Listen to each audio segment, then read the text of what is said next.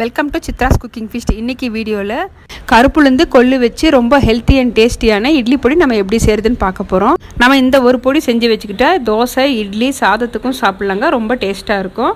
நம்ம சேனலை இப்போ தான் ஃபஸ்ட் டைம் வாட்ச் பண்ணுறீங்கன்னா சேனலை சப்ஸ்கிரைப் பண்ணிவிட்டு பெல் பட்டனை ப்ரெஸ் பண்ணி வச்சுக்கோங்க. அப்போ தான் நான் போடுற வீடியோஸ் வந்து உங்களுக்கு நோட்டிஃபிகேஷனாக வரும்.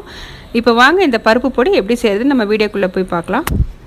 இப்போது ஸ்டவ் ஆன் பண்ணி ஒரு பேன் வச்சுருக்கேன். ஒரு சின்ன டம்ளர் மெஷர்மெண்ட்டுக்கு எடுத்திருக்கேன். இந்த டம்ளரில் 1 டம்ளர் அளவுக்கு கொள்ளு எடுத்திருக்கேன்.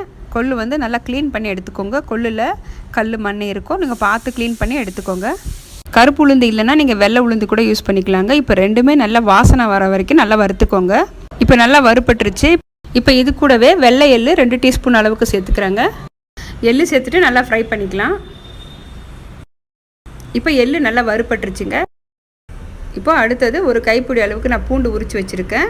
இந்த அளவுக்கு பூண்டு சேர்க்கும் போது நமக்கு இட்லி பொடி பார்த்திங்கன்னா நல்ல வாசனையாக இருக்கும். நமக்கு டைஜஷன் ப்ராப்ளமும் இருக்காதுங்க. இந்த அளவுக்கு பூண்டு சேர்க்க வேணாம்னு நினச்சிங்கன்னா நீங்கள் வந்து பூண்டு வந்து குறைச்சிக்கோங்க. நான் எப்போவுமே இட்லி பொடிக்கு இந்த அளவுக்கு தான் நான் பூண்டு சேர்ப்பேன். ஒரு கைப்பிடி அளவுக்கு கருவேப்பிலை சேர்த்துக்கலாம். இப்போ நாம் சேர்த்துருக்குற இந்த பூண்டும் கருவேப்பிலையும் நல்லா ஒரு 5 நிமிஷத்துக்கு ஃப்ரை ஆகி வரணும். காரத்துக்கு ஒரு 10 காஞ்ச மிளகாய் எடுத்திருக்கேன். நீங்கள் காஷ்மீரி மிளகாய் கூட எடுத்துக்கலாங்க. அந்த மிளகாய் சேர்க்கும் போது நமக்கு இட்லி பொடி பார்த்திங்கன்னா நல்ல கலராக இருக்கும். ஆனால் காரம் கொஞ்சம் கம்மியாக தான் இருக்கும். உங்களுக்கு எது வேணுமோ அது சேர்த்துக்கலாங்க.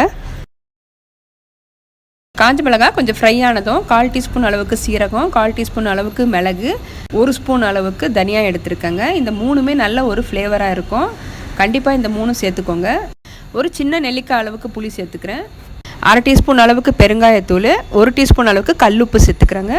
இப்போது அவ்வளோதாங்க. இப்போ சேர்க்க வேண்டியது எல்லாமே நம்ம சேர்த்தாச்சு. இப்போ கொஞ்சம் நேரம் ஆறட்டும். ஆறினதும் நம்ம மிக்ஸி ஜாரில் சேர்த்துட்டு அரைச்சிக்கலாம். இப்போது வறுத்தது எல்லாமே நல்லா ஆறி வந்திருக்கு. மிக்ஸி ஜாரில் சேர்த்துருக்கேன். சேர்த்துட்டு நம்ம கொரகொரப்பாக அரைச்சி எடுத்துக்கலாம். ரொம்பவும் நைஸ் பவுடராக அரைக்க வேண்டாம். இந்த அளவுக்கு கொரகொரப்பாக இருக்கணும். இப்போது நல்ல அருமையான சுவையில் பொடி இப்போ ரெடி ஆயிடுச்சுங்க. இப்போது ஒரு தோசை கல் வச்சுருக்கேன். கல் சூடானதும் ஊத்தப்பம் செய்யலான்னு இருக்கேங்க. இப்போ தோசை கல் காஞ்சிருக்கு. லைட்டாக தண்ணி தெளிச்சுட்டு வெங்காயம் தேய்ச்சிக்கிறேங்க. நான் யூஸ் பண்ணுறது இரும்பு கல், அதனால் நான் வந்து வெங்காயம் தேய்ச்சிக்கிறேன்.